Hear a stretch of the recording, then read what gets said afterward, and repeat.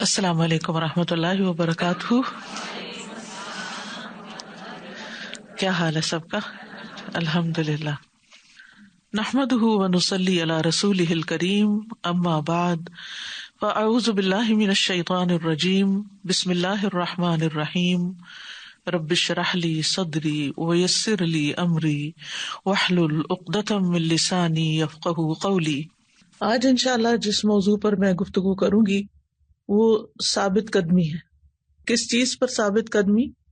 اللہ کے دین پر. اور کب تک؟ جب تک ہماری اللہ تعالیٰ سے ملاقات نہ ہو جائے، اس دنیا میں بھی اور پھر قبر کے سوالوں میں بھی، جب منکر نکیر آ کے سوال کریں گے، اور پھر جب حشر کے دن ہم اٹھائے جائیں گے. تو اللہ سبحانہ تعالیٰ ہمیں ہر موقع پر ایمان عطا فرمائے، ایمان والوں میں رکھے اور ایمان والوں میں سے اٹھائے. نبی صلی اللہ علیہ وسلم کثرت سے ایک دعا مانگا کرتے تھے، یا مقلب القلوب ثبت قلبی علی دینک. اے دلوں کو الٹ پلٹ کرنے والے، میرے دل کو اپنے دین پر ثابت رکھ. تو جب آپ صلی اللہ علیہ وسلم سے اس دعا کی وجہ دریافت کی گئی تو آپ نے فرمایا، ہر آدمی کا دل اللہ تعالیٰ کی انگلیوں میں سے 2 انگلیوں کے درمیان ہے، جس کو چاہے ثابت رکھے اور جسے چاہے گمراہ کر دے. تو اس میں ایک امید بھی آتی ہے اور ڈر بھی لگتا ہے کہ اللہ سبحانہ تعالیٰ سے اچھی امید بھی ہے کہ اللہ تعالیٰ ہمیں ثابت قدمی عطا کرے گا، کیونکہ ہم دل سے چاہتے ہیں کہ ہم مرتے دم تک اس راستے پر ہی رہیں جو اللہ سبحانہ تعالیٰ کی طرف چاہتا ہے. اور ڈر بھی لگتا ہے کہ آزمائشیں اور مشکلات اس راستے کی بہت ہیں، کہ کہیں گھبرا نہ جائیں، اور پھر خواہشات بھی ہیں کہ کہیں کسی خواہش میں پھسل نہ جائیں. تو حفاظت اسی کی ہوتی ہے جس کو اللہ تعالیٰ اپنی حفاظت میں لے لے. حقیقت یہ ہے کہ ہم سب ہی اس ثابت قدمی کے بہت زیادہ محتاج ہیں. اب بھی آپ دیکھیں کہ اگر اللہ تعالیٰ ہمیں ہدایت نہ دیتا تو نہ ہم نماز پڑھتے، نہ نیک کام کرتے، نہ دین کی کوئی خدمت کرتے، نہ دین کا علم حاصل کرتے. تو یہی وجہ ہے کہ دین میں ثابت قدمی حاصل نہیں ہو سکتی جب تک ہمیں یہ شعور نہ ہو، جب تک ہمیں اس بات کی ضرورت محسوس نہ ہو، جب تک ہمیں اس بات کی شدید خواہش نہ ہو کہ ہمیں اسی راستے پر رہنا ہے. اور اس کے لیے ہم کبھی بھی اپنے اوپر بھروسہ نہ کریں. نبی صلی اللہ علیہ وسلم جن کی اگلی پچھلی تقصیرات معاف کر دی گئی تھی، آپ ہمیشہ اللہ سبحانہ تعالیٰ سے ثابت قدم رہنے کی دعا مانگتے تھے. اور حضرت ام سلمہ کی روایت میں آتا ہے کہ ان سے شہر بن حوشب کہتے ہیں، میں نے پوچھا کہ ام المومنین، جب آپ رسول اللہ صلی اللہ علیہ وسلم کے پاس ہوتی تو وہ کون سی دعا کثرت سے پڑھتے تھے؟ تو انہوں نے یہی دعا بتائی کہ یا مقلب القلوب ثبت قلبی علی دینک. تو اگر اللہ کے رسول صلی اللہ علیہ وسلم جن کے پاس وحی آتی تھی اور جن کے پاس یہ سارا دین آیا ہمارا، اگر وہ ثابت قدمی کی دعا کرتے تھے تو پھر ہم اپنا سوچ لیں کہ ہمیں کتنی ضرورت ہے. اگر رسول اللہ صلی اللہ علیہ وسلم اپنے بارے میں فکر مند تھے اور آپ یہ دعا کرتے تھے تو پھر ہمارا کیا حال ہے. ہم سب کو اس دعا پر ہمیشگی اختیار کرنے کی ضرورت ہے اور دل سے یہ دعا مانگنے کی ضرورت ہے. تو پہلا ایکشن پوائنٹ میں آپ کو یہ بتاؤں گی کہ آپ اپنے لیے سوچ لیں کہ کون سا ایسا وقت ہے کہ جس میں کم از کم ایک دفعہ دن میں یہ دعا ضرور پڑھ لیں. پڑھنی تو زیادہ چاہیے لیکن کم از کم دن میں ایک دفعہ تو ضرور ہو. یعنی جب تک ہم اپنے اوپر کوئی پابندی نہیں لگائیں گے نا، یا کوئی ٹائم فکس نہیں کریں گے تو ہم پھر بھول جائیں گے. اگر آپ اس وقت بھی سوچیں کہ کیا آج آپ نے یہ دعا صبح سے پڑھی ہے، یا پچھلے ایک ہفتے میں بھی پڑھی ہے، یا پچھلے ایک مہینے میں بھی پڑھی ہے، یعنی مانگی ہے یہ دعا، نہیں مانگتے ہم اس کی اہمیت ہی نہیں محسوس کرتے. تو مثلاً اپنے نوافل کے کسی ایک سجدے کے لیے سجدے کی کسی ایک رکعت میں باندھ لیں کہ اس رکعت میں میں نے یہ دعا لازم پڑھنی ہے، تو انشاءاللہ اللہ سبحانہ تعالیٰ ضرور توفیق دے گا، کیونکہ پہلا قدم تو انسان کو ہی اٹھانا ہوتا ہے. اب میں چند باتیں کروں گی آپ کے سامنے کہ جس سے یہ بات پتہ چلے کہ ثابت قدمی میں کون سی چیزیں مددگار ہوتی ہیں، یعنی کن چیزوں سے ثابت قدمی حاصل ہوتی ہے. سب سے پہلی چیز ہے ایمان اور ہدایت کی نعمت پر اللہ کا شکر ادا کرنا، کہ اللہ نے ہمیں مسلمان بنایا، اللہ سبحانہ تعالیٰ نے ہمیں ایمان عطا کیا، اللہ سبحانہ تعالیٰ نے ہمیں دین کا علم عطا کیا، ہمیں دین والوں سے جوڑا، ہمیں دین کی خدمت کی توفیق عطا کی، کیونکہ ماشاءاللہ اس وقت میٹنگ میں آپ سب لوگ جو ہیں وہ کسی نہ کسی کیپیسٹی میں دین کی خدمت کر رہے ہیں، دین پھیلا رہے ہیں. تو ان ساری نعمتوں پر دل سے اس وقت اور آئندہ بھی شکر گزار رہے ہیں. اور جب شکر آتا ہے نا تو پھر شکوے شکایتیں نکل جاتی ہیں کہ ہائے اتنا کام کرنا پڑ رہا ہے، بڑی مشکل ہے، جب سے یہ کام شروع کیا ہے زندگی بڑی مشکل بن گئی ہے. نہیں، یہ شکر نہیں ہوتا. شکر صبر کے بغیر آ ہی نہیں سکتا. یعنی تکلیف بھی ہو تو بھی اللہ کی رضا پہ راضی کہ جو نعمتیں اللہ نے دی ہیں میں ان پر شکر گزار ہوں. اللہ سبحانہ تعالیٰ فرماتے ہیں ربنا لا تزغ قلوبنا بعد اذ ہدیتنا وہب لنا من لدنک رحمہ انک انت الوہاب. اے ہمارے رب، ہمارے دل ٹیڑھے نہ کر اس کے بعد کہ تو نے ہمیں ہدایت دی، اور ہمیں اپنے پاس سے رحمت عطا فرما، بے شک تو ہی بے حد عطا کرنے والا ہے. تو اللہ سبحانہ تعالیٰ ہی الوہاب ہے، عطا کرنے والا ہے، اور رحمت بھی وہی عطا کرتا ہے، اور اسی کی رحمت سے ہم اس دین پر مرتے دم تک قائم رہ سکتے ہیں. ورنہ یہ بھی اندیشہ ہوتا ہے کہ ساری زندگی انسان اچھے کام کرے اور مرتے وقت اس کو کلمہ نصیب نہ ہو، شیطان اس کو بہکائے اور وہ کسی بہکاوے میں آ جائے تو خاتمہ خیر سے نہ ہو. تو ہمیں اس کی فکر کرنی چاہیے اور خاتمہ بالخیر کی دعا کرنی چاہیے. ٹھیک ہے، تو سب سے پہلی چیز کیا ہو گئی؟ ایمان اور ہدایت کی نعمت پر اللہ سبحانہ تعالیٰ کا شکر ادا کرنا. دوسری چیز ہے اخلاص، یعنی ہم اپنے آپ سے پوچھیں کہ ہم ثابت قدمی کیوں چاہتے ہیں، یا نیک عمل کیوں کرنا چاہتے ہیں، یا دین کی خدمت کیوں کرنا چاہتے ہیں. یہ کام جو بھی آپ کر رہے ہیں، چاہے کوئی کلاس لے رہے ہیں، چاہے کوئی آفس میں کام کر رہے ہیں، یا کسی بھی قسم کی کوئی بھی آپ کی ذمہ داریوں یا ڈیوٹیوں میں سے ہے، تو آپ ضرور اپنے آپ سے پوچھیں کہ میں یہ کیوں کر رہی ہوں اور کس کے لیے کر رہی ہوں. وقتاً فوقتاً اپنے آپ سے یہ سوال کرتی رہیں، اور خاص طور پر جب اس راستے میں کوئی مشکل آئے تو آپ اس وقت تو ضرور سوچیں کہ میں نے تو یہ راستہ اللہ کی خاطر اپنایا، اللہ کی رضا کے لیے، تو پھر اس مشکل پہ رونا دھونا کیوں، پریشانی کیوں؟ جس کا کام ہے وہ ضرور سنبھالے گا. تو اپنے اندر بھی اخلاص لائیں اور اپنے ساتھیوں کے اندر بھی، جو بھی آپ کے ساتھ مل جل کے کام کر رہے ہیں ان کے اندر بھی بار بار اس بات کو انکلکیٹ کریں، بار بار اس بات کی یاد دہانی کرائیں، کیونکہ یہ وہ بات ہے جو شیطان بہت جلد بھلوا دیتا ہے ہمیں کہ ہمارا سب کچھ اللہ کے لیے ہے. ان صلاتی و نسکی و محیایا و مماتی للہ رب العالمین لا شریک لہ، کوئی بھی اس کا شریک نہیں. وبذالک امرت وانا اول المسلمین. عبادت ہو یا قربانی ہو یا جینا یا مرنا، جو کچھ بھی ہو، ان سارے کاموں کو پرفارم کرنے کے لیے ہم اللہ تعالیٰ ہی کے محتاج ہیں، اور کوئی بھی اس جیسا نہیں کہ جو کسی بھی مشکل میں ہماری کوئی مدد کر سکے. تو سب سے پہلے اللہ سبحانہ تعالیٰ کی طرف رجوع، اسی کا کام، اسی سے مدد لینی ہے، اور مدد بھی وہی کرتا ہے. ان تنصروا اللہ ینصرکم ویثبت اقدامکم، وہی ثابت قدمی دیتا ہے. اور یہ بھی یاد رکھیے کہ ثابت قدمی کا جو مقام ہے وہ دل ہے، دل کے اندر ثبات ہوتا ہے، ایک اطمینان ہوتا ہے، ایک یقین ہوتا ہے. اسی لیے آپ یہ دعا پڑھتے تھے نا، یا مقلب القلوب ثبت قلبی علی دینک، کہ اے دلوں کو الٹ پلٹ کرنے والے میرے دل کو اپنے دین پر ثابت کر دے، جما دے. یعنی اس دین کی محبت ہمارے دل میں بیٹھ جائے اور اس دین کے اوپر ہمارا یقین جم جائے. اور دل تو آپ کو معلوم ہے کہ الٹ پلٹ ہوتا ہے، تو یعنی جمنے کے بعد پھر الٹ ہو سکتا ہے، پھر جاتا ہے، نا امیدی آ جاتی ہے، مایوسی آ جاتی ہے، پریشانی آ جاتی ہے، فکر مندی آ جاتی ہے. تو اس لیے بار بار دعا مانگنے کی ضرورت رہتی ہے.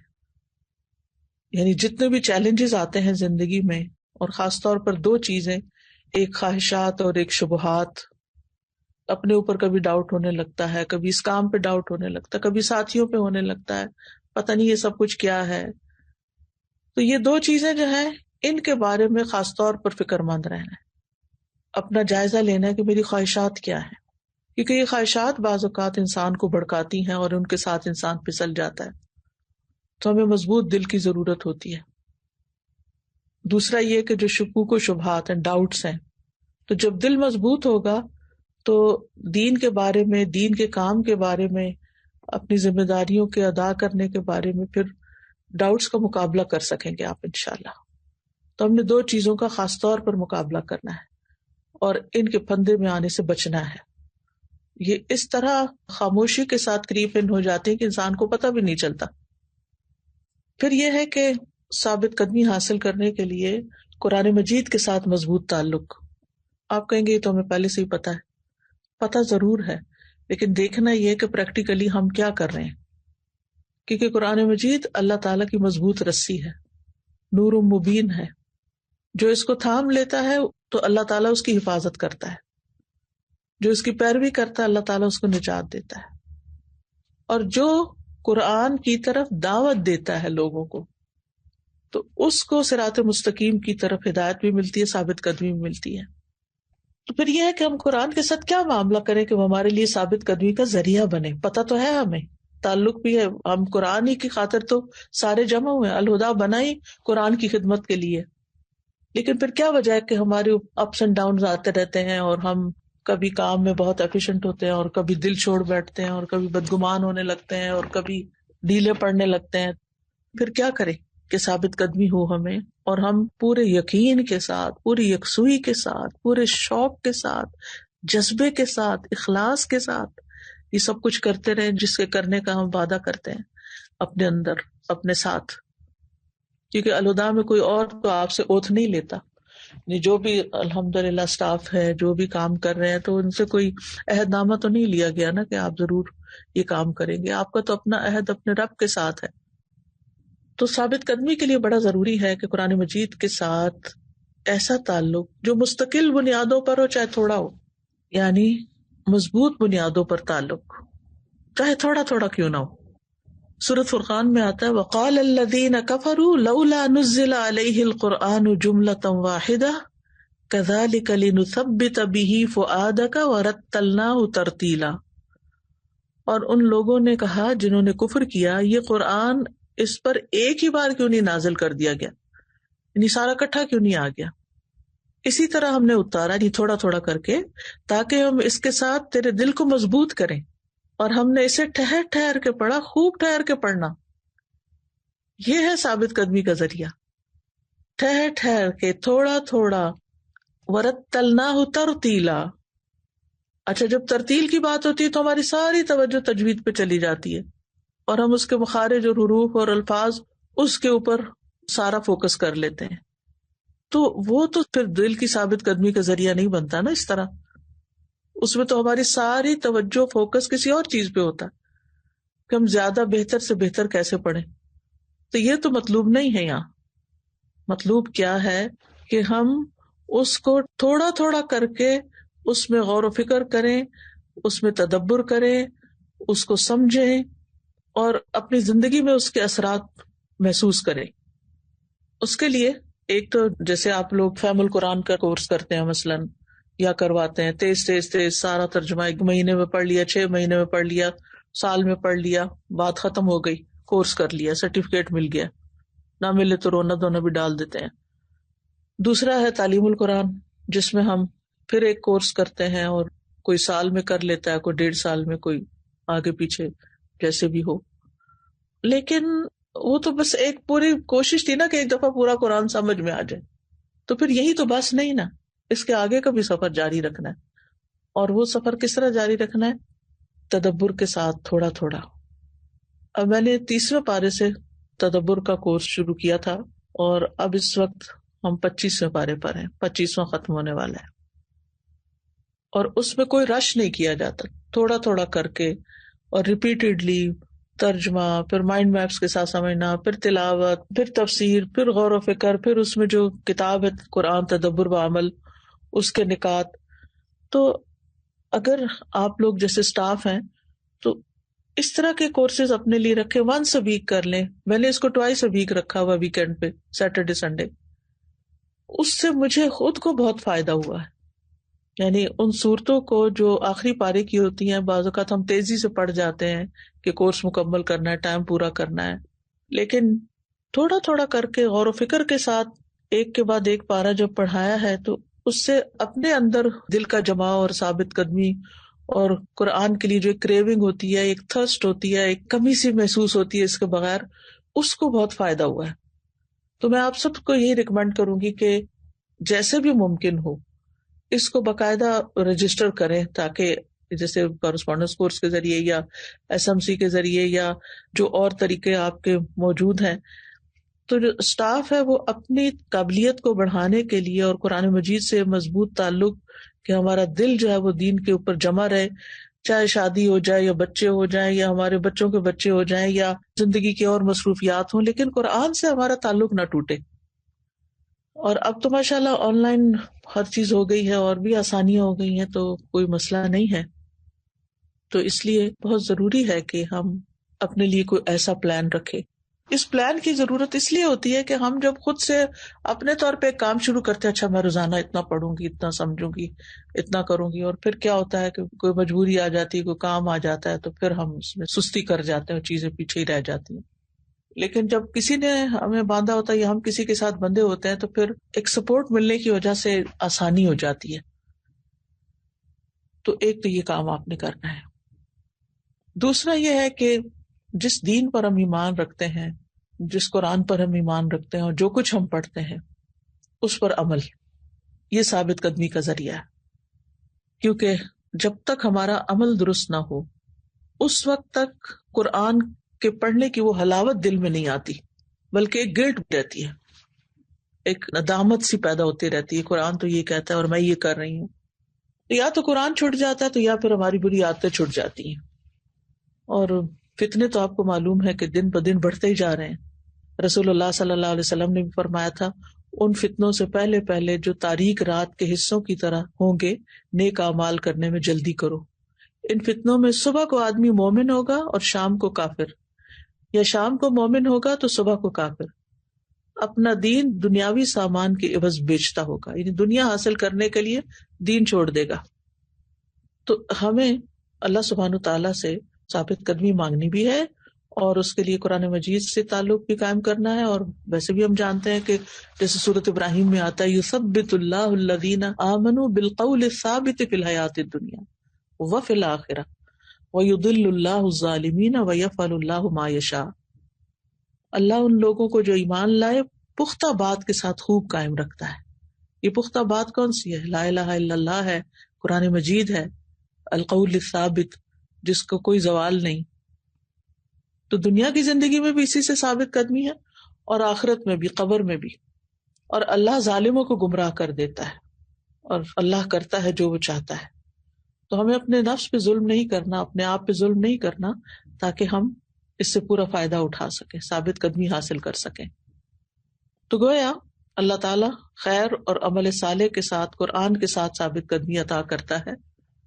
اور پھر کس طرح ہوتا ہے پریکٹیکلی یہ؟ اللہ تعالیٰ ایمان بڑھانے والے اسباب پیدا کر دیتا ہے. انسان کے سامنے ایسے واقعات، حالات، ایسے مشکلات آتی ہیں کہ جس میں جو پڑا ہوتا ہے وہ کام میں آتا ہے، تو انسان کا یقین بڑھتا ہے یا کسی طرح سے تائید ہمیں حاصل ہوتی ہے. دوسرے یہ کہ نیک اعمال کا دروازہ کھل جاتا ہے، زندگی کسی کام آ جاتی ہے، انسان زیادہ پروڈکٹیو ہو جاتا ہے. پھر اسی طرح اللہ تعالیٰ ثابت قدمی عطا کرتا ہے گناہوں اور نافرمانیوں سے بچا کے. پھر ایک اور چیز جو انسان کے دل کو بہت تسلی دیتی ہے اور ثابت قدمی انسان کو نصیب ہوتی ہے، وہ انبیاء کے واقعات کا مطالعہ ہے، ان میں غور و فکر ہے، صحابہ کے حالات اور واقعات کا مطالعہ ہے، یعنی انعمت علیہم جو ہے. تو ان میں غور و فکر کرنا بہت ضروری ہے. آپ دیکھیں کہ قرآن مجید میں بھی اللہ سبحانہ تعالیٰ رسول اللہ صلی اللہ علیہ وسلم کو انبیاء کے واقعات سنا سنا کر ان کو تسلی دیتے تھے اور ثابت قدم رکھتے تھے. سورۃ ہود میں آتا ہے وَكُلًّا نَقُصُّ عَلَيْكَ مِنْ أَنْبَاءِ الرُّسُلِ مَا نُثَبِّتُ بِهِ فُؤَادَكَ وَجَاءَكَ فِي هَذِهِ الْحَقُّ وَمَوْعِظَةٌ وَذِكْرَىٰ لِلْمُؤْمِنِينَ. اور ہم رسولوں کی خبروں میں سے ہر وہ چیز آپ سے بیان کرتے ہیں جس کے ساتھ ہم آپ کے دل کو ثابت رکھتے ہیں. تو یہ آیت واضح دلیل ہے کہ انبیاء کے حالات اور اس کے بعد بھی پھر سلف صالحین کی جو زندگی کے حالات ہیں وہ دل کو جماؤ دیتے ہیں. تو اس لیے کوئی نہ کوئی چیز، کوئی نہ کوئی کتاب، لیکچر، مسلم ہیروز کے نام سے جو سبجیکٹ ہم نے انٹروڈیوس کیا ہوا ہے، اس میں سے ضرور آپ پڑھتے رہیں. قرآن مجید پڑھیں گے تو رسولوں کے واقعات تو آتے جائیں گے ساتھ ساتھ، لیکن اس کے علاوہ جو واقعات ہیں صحابہ کے اور نیک لوگوں کے، ان کا مطالعہ ضرور شامل کر لیں. کوئی نہ کوئی کتاب، کوئی نہ کوئی چیز، کسی نہ کسی طرح اس سے ضرور وابستہ رہیں. اس سے بہت فائدہ ہوتا ہے. میں کل تیاری کر رہی تھی اپنی، جو یہی ویکینڈ کا ہمارا تدبر کا کورس ہوتا ہے، تو اس میں ایک اسکالر ہیں ایجپٹ کے، مصطفیٰ الادوی، تفسیر بہت اچھی کرتے ہیں. تو وہ میں اس حصے کی تفسیر سن رہی تھی، تو اس میں وہ حضرت عمر بن عبدالعزیز کا واقعہ بتا رہے تھے کہ کس طرح ان کی بیوی جو تھی فاطمہ بنت عبد الملک، وہ خلیفہ کی بیٹی تھی، اس کا دادا بھی خلیفہ تھا، اس کے بھائی خلیفہ تھے، یعنی ہر طرف سے وہ اتنی پریویلیجڈ خاتون تھی. لیکن کس طرح حضرت عمر بن عبدالعزیز کے ساتھ انہوں نے زندگی بسر کی، اور کس طرح تعاون کیا، اور کس طرح ان کے لیے سپورٹ بنی. یعنی جس عورت کو اللہ تعالیٰ نے اتنا کچھ دیا، یعنی کس طرح کی زندگی بسر کرنے پر وہ راضی ہو گئی. تو سبحان اللہ، پھر انسان کے دل میں یہ آتا ہے کہ اچھا ایسے لوگ بھی تھے. اور پھر حضرت عمر بن عبدالعزیز کے بارے میں تو آپ کو پتا ہے، ان کا وہ واقعہ سنا رہے تھے کہ سیر اعلام النبلاء سے، یہ کئی جلدوں پر ایک مشتمل کتاب ہے، اسلام آباد الہدیٰ کی لائبریری میں بھی موجود ہے، جس میں بڑے بڑے لوگوں کے حالات زندگی جو ہیں وہ لکھے گئے ہیں. کہتے ہیں کہ فاطمہ بنت عبد الملک کہتی ہیں کہ عمر بن عبدالعزیز اپنے کاتب کو کہتے تھے کہ دیکھو اپنا قلم کا نوک جو ہے نا وہ باریک کر لو اور قریب قریب لکھو. میں نہیں چاہتا کہ مسلمانوں کے بیت المال میں سے اس تحریر پر ایسا مال ضائع ہو کہ جس سے مسلمانوں کو نفع نہ ہو. یعنی اور واقعات ہم نے سنے ہوئے نا کہ کس طرح کی احتیاط کیا کرتے تھے اور کیسا کیسا تقویٰ تھا ان لوگوں کے اندر. یہ واقعہ کل میں نے پہلی دفعہ سنا کہ قلم باریک کر لو، کیونکہ پہلے لکڑی کے قلم سے لکھتے تھے لوگ. قلم باریک کر لو اور سطریں جو ہیں باہم قریب کر لو تاکہ کم سے کم کاغذ استعمال ہو. کاغذ ان دنوں میں ہوتا بھی نہیں تھا، وہ لوگ چمڑے وغیرہ پر اور اس طرح کی چیزوں پر، لکڑی اور ان چیزوں پر لکھتے تھے. تو یہ تقویٰ ہی سکھاتا ہے نا انسان کو. تقویٰ کی ڈیفینیشن تو ہم کتابوں میں پڑھتے ہیں یا آیات ہم پڑھتے ہیں، احادیث بھی پڑھتے ہیں، لیکن اس تقویٰ کی عملی امپلیمنٹیشن جو ہے وہ ان نیک لوگوں کے اندر نظر آتی ہے کہ ان کے اندر کتنا احساس تھا، اللہ کے مال کی کیسی حفاظت تھی. آج ہمارے پاس بھی کسی نہ کسی طرح لوگوں کی امانتیں ہوتی ہیں، ڈونیشنز ہوتی ہیں، ان کو استعمال کرنا ہوتا ہے، تو ہم کتنی حفاظت کرتے ہیں، ہم اس کو کس طرح استعمال کرتے ہیں، چاہے وہ نیکی کے یا خیر کے کام میں استعمال ہو رہی ہو. تو بہرحال ہم سب جو ہیں ثابت قدمی کے بہت زیادہ محتاج ہیں دین پر. پھر انبیاء علیہ السلام کی ثابت قدمی میں دیکھیں، حضرت ابراہیم کی ثابت قدمی کو دیکھیں کہ کس طرح ان کو آگ میں ڈالا گیا تو بھی وہ نہیں ہٹے، اور ان کا دل جبریل علیہ السلام کی طرف بھی متوجہ نہیں ہو جب انہوں نے آ کے کہا میں آپ کی کیا مدد کر سکتا ہوں. سبحان اللہ، انہوں نے کہا میں حسبی اللہ و نعم الوکیل. اگر ہم کسی مشکل میں اور کوئی بندہ ہمیں آفر کرے تو ہم فوراً اس کی طرف لپک جائیں گے اور اسی کے شکر گزار ہوں گے اور اللہ کو ہی بھول جائیں گے، دعا مانگنا ہی بھول جائیں گے. بس یہ ایک بندہ آگے اللہ نے بھیجا کافی ہے ہمارے لیے. موسیٰ علیہ السلام کی ثابت قدمی دیکھیں کہ کس طرح سامنے دریا تھا، پیچھے فرعون تھا، کیا کہا انہوں نے، قال کلا ان معی ربی سیہدین، ہرگز نہیں، کچھ نہیں ہوتا، بے شک میرا رب میرے ساتھ ہے، وہ مجھے ضرور راستہ بتائے گا. فرعون کے جادوگروں کی مثال قرآن میں آتی ہے، جو فرعون نے کہا تھا کہ میں ضرور تمہارے ہاتھ اور پاؤں مخالف سمت سے بری طرح کاٹوں گا، پھر یقیناً تم سب کو بری طرح سولی دوں گا. پھر کیا ہوا؟ کیا وہ واپس پھر گئے؟ نہیں، وہ جمے رہے. اصحاب الاخدود کا واقعہ آتا ہے، آل فرعون کے مومن کا واقعہ قرآن میں آتا ہے، بہت سے واقعات ہیں کس طرح ثابت قدمی اختیار کی انہوں نے. تو چوتھی چیز یہ ہے کہ اللہ سبحانہ تعالیٰ پہ بھروسہ کرنے کے ساتھ ساتھ اچھا گمان رکھنا، یہ بھی بڑا ضروری ہے، کیونکہ مشکل کا وقت لمبا ہو جاتا ہے نا تو انسان کمزور پڑ جاتا ہے. شیطان انسان کو اکساتا اور بھڑکاتا ہے، وسوسے ڈالتا ہے اور کہتا ہے دیکھو تم کتنا صبر کر لیا تم نے، اور جتنا جتنا وقت گزرتا ہے اتنا اتنا انسان کی مشکل بڑھتی چلی جاتی ہے. تو ایمان کی حلاوت محسوس کرنی چاہیے اور اللہ کے وعدوں پہ یقین رکھنا چاہیے. ما ودعک ربک وما قلی، وَلَلْآخِرَةُ خَيْرٌ لَكَ مِنَ الْأُولَى وَلَسَوْفَ يُعْطِيكَ رَبُّكَ فَتَرْضَى. تیرے رب نے تجھے چھوڑا نہیں، نہ وہ ناراض ہوا، کیونکہ انسان مشکل میں یہی سمجھتا ہے شاید اللہ تعالیٰ مجھ سے ناراض ہے. پھر اللہ تعالیٰ وعدہ کرتے ہیں یقیناً پیچھے آنے والی حالت پہلی حالت سے بہتر ہوگی، یعنی آئندہ اچھا وقت آ رہا ہے، اور یقیناً تیرا رب تجھے وہ عطا کرے گا کہ تو راضی ہو جائے گا. وَلَسَوْفَ يُعْطِيكَ رَبُّكَ فَتَرْضَى. تو انگزائٹی میں مبتلا نہ ہو، پریشان نہ ہو، فکر نہ کرو، ہو جائے گا. اگر تم اللہ کی طرف جا رہے تو اللہ تعالیٰ تمہیں کیسے چھوڑ دے گا؟ حدیث میں آتا ہے کہ انسان کھڑا ہی ہوتا ہے تو اللہ تعالیٰ اس کی طرف چل کے آ جاتا ہے، اور جب انسان چلتا ہے تو اللہ تعالیٰ دوڑ کے آتا ہے اس کی طرف.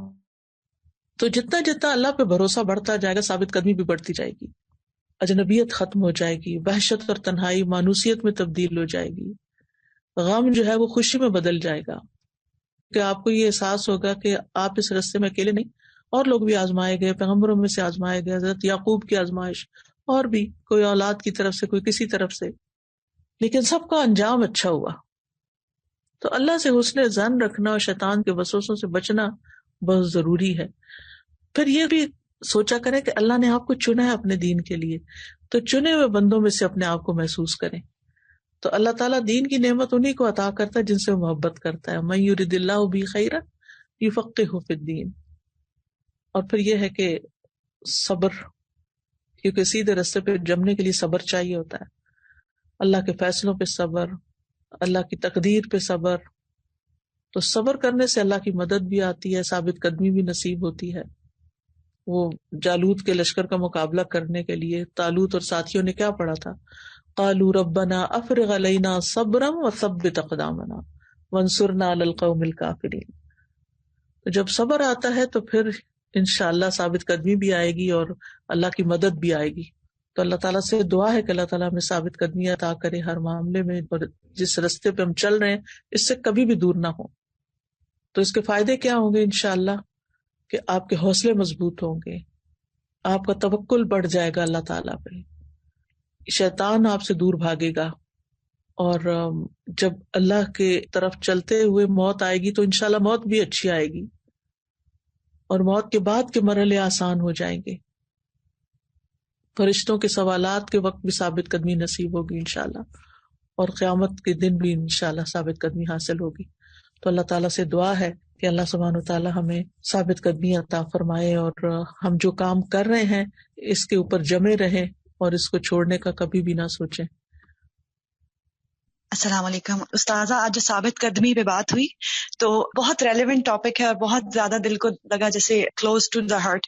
تو میں اس میں یہ سوچ رہی تھی کہ ثابت قدمی، جیسے کہ سارے پوائنٹس تھے میں نے سارے لکھے، اور مجھے جو چیز ہیلپ کرتی ہے کہ شروع سے ظاہر ہے جس کا دل اللہ کے لیے مائل ہو جائے تو اس کے لیے اللہ تعالیٰ، جیسے آپ نے کہا کہ ایک قدم لیں تو اللہ تعالیٰ دوڑ کے آتے ہیں. تو ایسے لوگوں کا ساتھ ہونا بھی بہت ضروری ہے جو کہ مجھے موٹیویٹڈ رکھیں. تو مجھے یہ لگتا ہے کہ اگر ہم نے ثابت قدم رہنا تو ہماری کمپنی کو بہت ایسا ہونا چاہیے جو کہ ہمیں ساتھ اپنے پش کریں، کیونکہ انسان ہے نا، تو انسان کا دل ایک دم سے کبھی کبھی وسوسے آ جاتے ہیں، کبھی کبھی روٹینز، اور جیسے ہم لائف سٹائل میں رہ رہے ہیں اور جس طرح کے انوائرمنٹ میں رہ رہے ہیں تو اکثر بندہ سلپ ہو جاتا ہے. بہت اہم بات کی ہے کہ ایسے لوگوں کے ساتھ رہنا بہت ضروری ہوتا ہے. اور اب چونکہ سارے جیسے لاک ڈاؤن وغیرہ میں اپنے اپنے گھروں میں ہیں یا کچھ، تو یہ جو ورچولی بھی اکٹھے ہونا ہے یہ بھی انشاءاللہ ثابت قدمی کا سبب بنے گا. جی استاذہ جی، یہ تھا کہ جیسے ان دنوں میں، کووڈ کے دنوں میں خاص طور پہ جو آپ کی کتابیں ہیں نا، مجھے یوں لگتا ہے کہ انہوں نے بہت فائدہ دیا ہے ہمیں بھی اور عام لوگوں کو بھی. جیسے آپ کے شارٹ کورسز تھے فقہ القلوب کے حوالے سے، پھر جو ہے عین الشاکرون، یہ سب چیزیں ہم لوگ الحمدللہ کرواتے بھی رہے ہیں ان دنوں میں. اور جیسے سب دل پریشان تھے نا، تو ان چھوٹی چھوٹی کتابوں سے، چھوٹے شارٹ کورسز سے بہت زیادہ فائدہ ہوا ہے. اور الحمدللہ آپ سے یہ بھی پوچھنا تھا کہ جیسے میں خود بھی تدبر القرآن کے آپ کے لیسنز سنتی ہوں گھر میں، تو جیسے ہم سب کے بچے جو ہیں وہ اب ٹین ایج جن کے ہیں، تو اگر ہم ان کے ساتھ قرآن شروع کرتے ہیں تو کیا جو آپ کی تفسیر جو جیسے 2005 کی یا 2002 کی ہے وہ ہم انہیں شروع کرائیں، یا جس طرح سے یہ جو تدبر القرآن کے آپ کے لیکچرز ہیں یہ اگر ہم شروع کروا لیں یہ زیادہ بہتر ہے؟ آپ اس میں جو ہے ہماری رہنمائی کیجیے. تدبر کے جو لیکچرز ہیں نا یہ ذرا تھوڑے لینتھی بھی ہیں اور ان میں ذرا ڈیپتھ ہے، تو اگر 2007 سے شروع کریں تو زیادہ بہتر ہوگا انشاءاللہ. آج آپ نے دعا شیئر کی یا مقلب القلوب ثبت قلبی علی دینک، اور میں استاذہ جی یہ بتانا چاہتی ہوں کہ ہم نے جب کلاس سٹارٹ لی تقریباً 11 سال پہلے، تو ہم نے قرآنی اور مسنون دعائیں یاد کی ساری ترجموں کے ساتھ الحمدللہ. لیکن اس سال استاذہ جی جو محسوس ہوا ہے نا، جب دل سے نکلنا شروع ہوئی ہیں، جب چلتے چلتے لگا ہے کہ آپ بھاگتے بھاگتے ایک دم سلو ہوتے جا رہے ہیں، پھر آپ کھسٹنا شروع ہو گئے ہیں، پھر آپ رینگنا شروع ہو گئے ہیں. تو پھر استاذہ جی جب یہ دعائیں الحمدللہ پڑھی ہیں تو تب احساس ہوا ہے کہ اللہ تعالیٰ نے کتنی بڑی نعمت ہم مسلمانوں کو دی ہوئی ہے کہ ہمارے دلوں کو اللہ تعالیٰ تھام لیتے ہیں.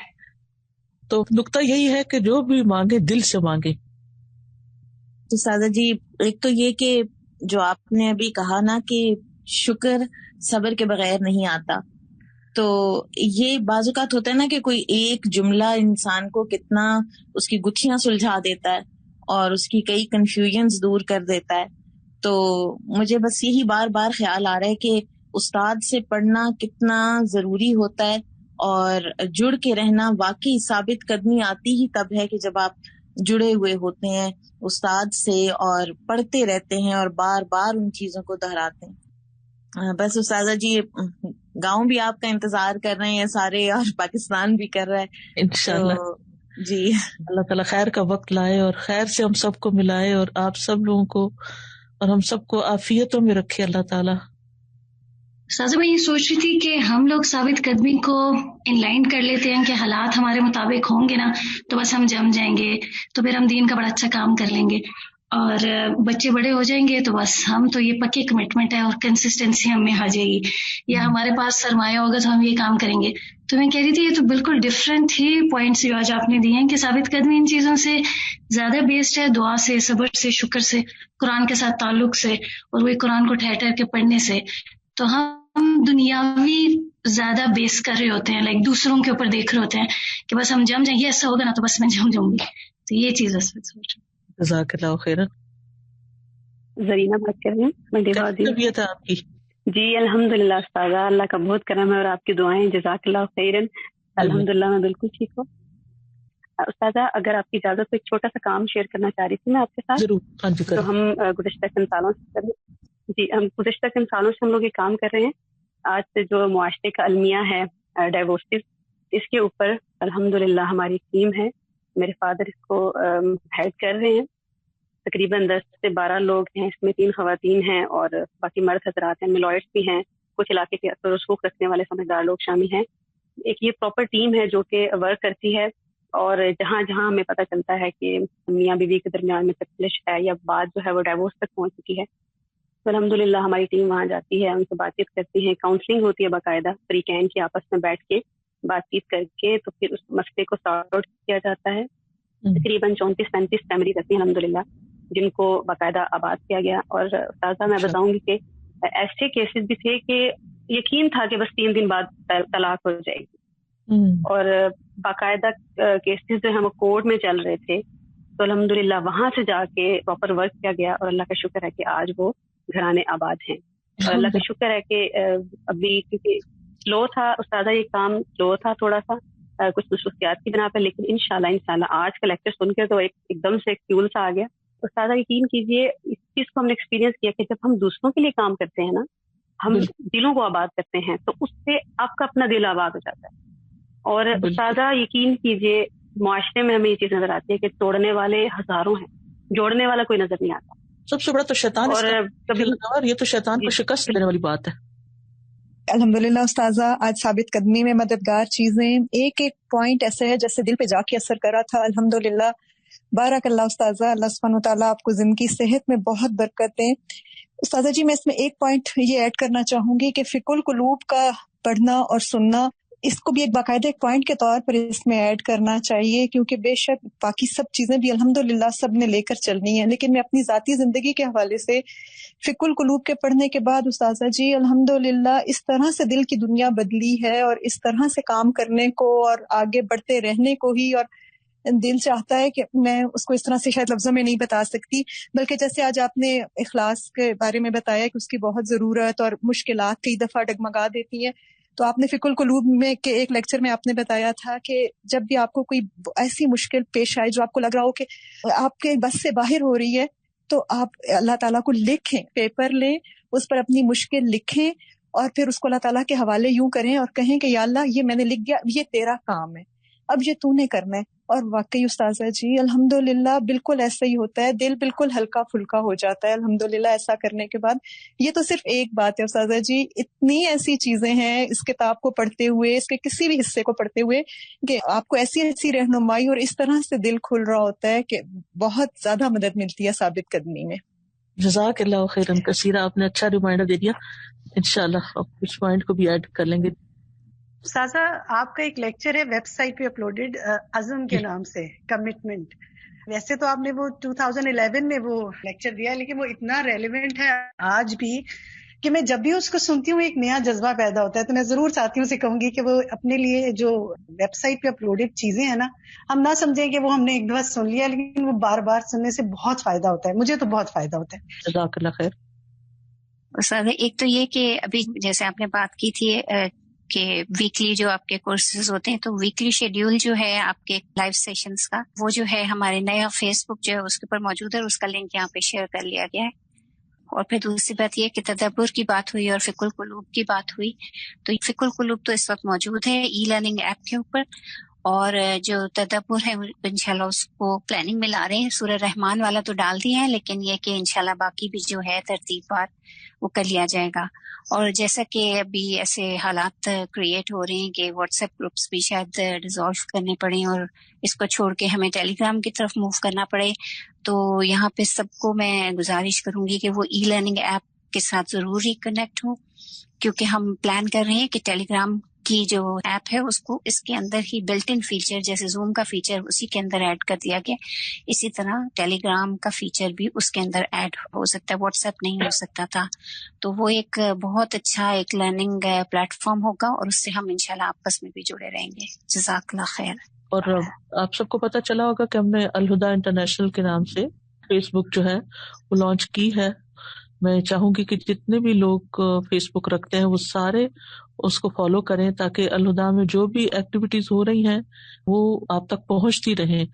انسان اگر وہاں رابطے میں رہتا ہے، جڑا رہتا ہے، تو اس سے یہ فائدہ ہوتا ہے کہ کبھی ہماری ہی ضرورت کی کوئی چیز سامنے آ جاتی ہے. اور ویسے بھی ید اللہ فوق الجماع، جماعت پہ اللہ کا ہاتھ ہوتا ہے، تو کوئی تو ایک جگہ ایسی ہونی چاہیے نا جہاں ہم سب اکٹھے ہوں. اس میٹنگ میں آپ لوگ ہیں، اگلی میٹنگ میں کوئی اور ہوگا، پھر کوئی اور، لیکن اگر وہ سارے ایک پلیٹ فارم پہ بھی جمع ہے تو اس کی برکت بہت ہوتی ہے. تو میں آپ سب سے یہ ریکویسٹ کروں گی کہ آپ سب اس پیج کو، جس کا لنک یہاں میرا خیال ہے، جی استاذہ وہ جو ویکلی شیڈیول ڈالے وہ وہیں پہ جو اسی کا ہی لنک شیئر کیا. جی ہاں. جی استاذہ بس مجھے نا یہ پوچھنا تھا کہ جیسے بھی آپ نے ثابت قدمی کے پوائنٹ شیئر کیے، اور ویسے بھی مجھے لگتا ہے کہ جیسے چھوٹے چھوٹے ٹارگٹس اور ٹائم ٹیبل بناتی رہتی ہوں. میں نے تھوڑا سا آپ کے پہلے بھی لیکچرز کے ساتھ کہ میں نے ریڈنگ کو اتنا ٹائم دینا ہے، یہ قرآن سننے کا ہے، یہ میں نے واک کرنی ہے. بٹ استاذہ ایک دن وہ اچیو ہو جاتی ہے، کبھی وہ انتھوزیازم نہیں ہوتا، وہ فریشنس نہیں ہوتی. اگر تہجد کے وقت بھی اٹھوں گی تو بس ایسے لگتا ہے کہ ڈلنس ہے، وہ روح نہیں آتی ان چیزوں میں. اور کبھی کبھی آ جاتی ہے تو کیسے اس کو اوور کم کریں کہ وہ اسی انتھوزیازم سے، اسی فریشنس سے، جیسے ہمیں فجر کی ہیبٹ ہے تو وہی فریشنس ہم اگر گھنٹہ پہلے لانا چاہیں تو وہ نہیں آتی، یا کچھ چیزیں جب ہم ایڈ کرتے ہیں تو وہ مطلب اس کی کوالٹی وہ چیز نہیں ہوتی. تو پھر دل چاہتا ہے ٹارگٹس بھی ہوں، مستقل مزاجی بھی ہوں، تو اس کو کیسے اوور کم کریں؟ اس میں یہ ہے کہ ایک ایک چیز کو لیں ون بائی ون، اور چاہے دل نہ بھی چاہ رہا ہو تو اس کو چھوڑے نہیں، کیونکہ اللہ سبحانہ وتعالیٰ کو وہ چیز زیادہ پسند ہے جو مستقل طور پر ہو، چاہے تھوڑی ہو. اور اس بات پہ پریشان نہ ہوا کریں کہ وہ انتھوزیازم نہیں ہے، یہ شوق نہیں ہے، یہ جذبہ نہیں ہے. انسان کے اوپر مختلف کیفیات گزرتی ہیں، ایک دن اٹھتے ہیں طبیعت اچھی ہوتی ہے، دوسرے دن تھکی ہوئی ہوتی ہے، کبھی کوئی اور کام بیچ میں آ جاتا ہے. مجھے جس چیز نے بہت فائدہ دیا اللہ کے فضل سے وہ یہ کہ اللہ کی مدد حاصل کرنے کے بعد میں نے جو بھی چیز اپنے لیے باندھی ہے اس کے اوقات مقرر کیے ہیں کہ اس وقت کو میں نے اس کام میں ہی لگانا ہے. تو الحمدللہ پھر وہ ٹارگٹ عجیب ہو جاتے ہیں.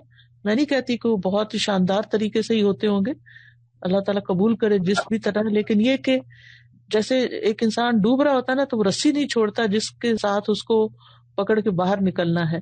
تھک بھی جائے کچھ بھی کرے تو وہ اسے پکڑے رکھتا ہے، کیونکہ اس کی نجات کا نثار اس پر ہے. تو یہ چھوٹے چھوٹے جو ہمارے کام ہیں اگر ہم یہ سمجھے کہ یہ کیے تو پار لگ سکتے ہیں تو ان کے اوقات مقرر کر لیں، یہ کام اس وقت تک کر لینا ہے، یہ کام اس وقت تک کر لینا ہے. اور اگر نہیں ٹائم مل رہا تو پھر ٹارگیٹ تھوڑے سے کم کر لیں، یا یہ کہ دو چیزیں اکٹھی کر لیں، مطلب واک اور اذکار اکٹھے کر لیں مثلاً، اور تلاوت اور تہجد اکٹھی کر لیں، یعنی تہجد کے وقت ہی چاہے دیکھ کر آپ پڑھیں، اس میں ہی اپنی تلاوت مکمل کر لیں. تو اس طرح انشاءاللہ اللہ چاہے گا تو ہوگا، اور وقت کے ساتھ ساتھ پختگی بھی آتی جاتی ہے، آسانیاں بھی ہوتی رہتی ہیں. جی استاذہ، کبھی بھی بات ہو رہی تھی اور میں یہ سوچ رہی تھی کہ ایک پوائنٹ آپ نے ڈسکس کیا تھا اللہ تعالیٰ سے حسن ظن رکھنا. جب حالات ہماری مرضی کے مطابق ہوتے ہیں تو ہم بہت آسانی کے ساتھ اپنی روٹین پہ ہم رہتے ہیں. کوئی مشکل آتی ہے، کوئی مسئلہ ہوتا ہے تو سب سے پہلے ہماری جو عبادات کم ہو جاتی ہیں، ان میں قرآن کو سب سے پہلے ہم کم ٹائم دینا شروع کر دیتے ہیں. تو میں یہ سوچ رہی تھی کہ اللہ تعالیٰ سے جب حسن ظن ہوگا کہ یہ مشکل آئی ہے تو انشاءاللہ اللہ ہی اس کو دور کرے گا، تو پھر ہمیں ثابت قدم رہنے میں کوئی مشکل نہیں ہوگی. اور جب ہم دین کا کام کر رہے ہوتے ہیں اس ٹائم بھی جب مشکل حالات آتے ہیں تو یہ میں تو ہمیشہ اپنے آپ کو یہ سوچ کے موٹیویٹ کرتی ہوں کہ یہ اللہ کے دین کا کام ہے، یہ کبھی نہیں رکے گا، یہ صدیوں سے ہو رہا ہے اور ہوتا رہے گا. میں نہیں کروں گی تو کوئی اور کر لے گا. تو یہ جو جملہ ہے کہ میں نہیں کروں گی کوئی اور کر لے گا، یہ مجھے ہمیشہ موٹیویٹ کرتا ہے بہت. جزاک اللہ خیر. آج ویسے اتفاق سے نا ہم ثابت قدمی پہ ہی بات کر رہے تھے، تو بچیوں کو بھی ہم یہ بتا رہے تھے کہ ذکر اور شکر زیادہ سے زیادہ ہو تو صبر پہ بھی جمائے رکھیں. لیکن ہم جیسے دوسروں کو تو موٹیویٹ کر لیتے ہیں، تو میرے اپنے اندر جو چیز چلتی ہے نا کہ ہم اپنے آپ کو بھی جما کے رکھے ہوتے لیکن ہم اپنے بچوں کے ساتھ وہ چیز نہیں کر پا رہے ہوتے. چاہے ہم جتنا مرضی ان کو بھی لے کر آ رہے ہوتے، ان کو آیتیں بھی سناتے ہیں، ماشاء اللہ آپ کا لیسن بھی میرے بچے بہت شوق سے سنتے ہیں، اور آپ کا مطلب کہ باتیں بھی مطلب کہ ان کا اثر بھی کرتی ہیں، لیکن پھر اس کے باوجود وہ اس چیزوں کے اوپر دوبارہ نہیں آتے. بچے ہیں وہ ابھی صرف ایک مرحلے سے گزر رہے ہیں، ابھی وہ وقت لیں گے، تو مایوس نہ ہو، اچھی امید رکھیں، دعا کرتی رہیں اور اچھا کام ان کے ساتھ جاری رکھیں. ہم اپنا بچپن یاد کریں، کیا ہم اس وقت وہ ساری باتیں مان لیتے تھے جو ہمارے ماں باپ ہم سے چاہتے تھے؟ کرتے تھے پھر بھول جاتے تھے، کرتے تھے پھر بھول جاتے تھے. یہ لرننگ پروسیس ہوتا ہے، انشاءاللہ ایک وقت آئے گا وہ بھی اس پہ آ جائیں گے. استاذہ، میں اپنی لائف کا ایک چھوٹا سا ایکسپیرینس شیئر کرنا چاہتی ہوں. لاسٹ ایئر میری شادی ہوئی تھی، تو میں پاکستان سے ہوں اور بحرین آئی ہوں شادی کر کے. تو اپنا ملک چھوڑا، اپنے ماں باپ بہن بھائی سب، اپنا پروفیشن ہر چیز. تو میں لیکچرر تھی پاکستان میں، تو یہاں پر آئی تو آتے ہی لاک ڈاؤن ہو گیا جسٹ آفٹر 1 month جب میں بحرین آئی ہوں. تو اتنی زیادہ ڈپریشن میں، اور یوں لگتا تھا بالکل لائف کو فل سٹاپ لگ گیا ہے، اس سے آگے کچھ نہیں ہے، اور شاید پتہ نہیں شادی کر کے میں نے بہت بڑی غلطی کر لی ہے.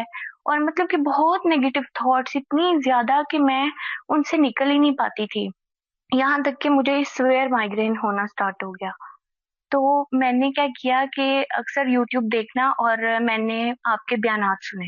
تو جیسے ہی رات کو مجھے نیند نہیں آتی تھی، مجھے نیگیٹو تھاٹس آتی تھی، ڈپریشن ہوتا تھا، تو میں فوراً سے آپ کی کوئی نہ کوئی ویڈیو جو ہے نا یوٹیوب پہ جو اپلوڈ ہیں آپ کے لیسنس، وہ پلے کر لیتی تھی.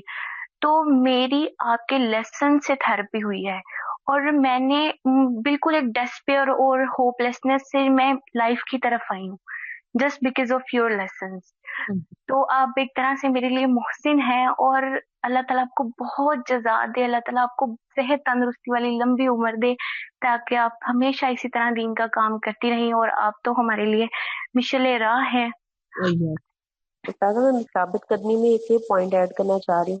جی دیکھیں، جیسے ہم گھر کے معاملات چیزوں میں ہم اتنا الجھے ہوتے ہیں کہ الخدا کو بھی ٹائم دے رہے ہیں، اور لیکن جو ہماری ذاتی عبادات بھی جو ہم نے پلان ٹارگیٹ کیے ہوتے ہیں یا نیا کچھ سیکھنا چاہ رہے ہوتے ہیں وہ ہم نہیں کر پا رہے ہوتے، ہمیں بھی پش کرنے کی ضرورت ہوتی ہے. تو جیسے قرآن پاک میں ہے نا سورۃ آل عمران میں اصبروا وصابروا ورابطوا، یہ آیت مجھے اتنی کلک کرتی ہے کہ جو آپس میں ہمارا رابطہ، ٹیم ورک، ایک دوسرے کو پوچھنا، ایک دوسرے کو پش کرنا، اگر کوئی پیچھے ہو رہا ہے کسی بھی وجہ سے اس کو پوچھنا، اس کا کتھارسس کرنا، اس کی پرابلم کو سولو کرنا، اس کو دوبارہ اس جگہ لے کے آنا، یہ ہمارے لیے ثابت قدمی میں بہت ہی ایک ویک پوائنٹ ہے جس پر عمل نہیں کر رہے. جی بالکل صحیح ہے آپ کی بات. ایک دوسرے کو تھامنا اور ایک دوسرے کی خیرخواہی، اللہ کی خاطر ایک دوسرے سے محبت اس چیز کا تقاضا کرتی ہے. اللہ سبحانہ تعالیٰ ہمیں اپنے فرائض پورے کرنے کی توفیق دے. جزاکم اللہ خیرن. استاذہ آپ کو بہت بہت شکریہ. یاسمین بول رہی ہوں. اللہ تعالیٰ آپ کو اجر عظیم دے اور تمام لوگ جو کنیکٹڈ ہیں اللہ تعالیٰ سب کو بہت زیادہ اجر دے اور ہمیں توفیق دے کہ ہم سب آگے بڑھتے رہیں اور آپ کا سارا لیکچر آپ کی ساری ریکمنڈیشنز انشاءاللہ تعالیٰ ہم لوگ ضرور فالو کریں گے اور انشاءاللہ ہم لوگ سٹاف کے لیے بھی تدبر اور فہم القرآن کے لیے کوشش کریں گے کہ ہر جگہ ہم سب سٹاف سنیں. آپ کا بہت شکریہ استاذہ.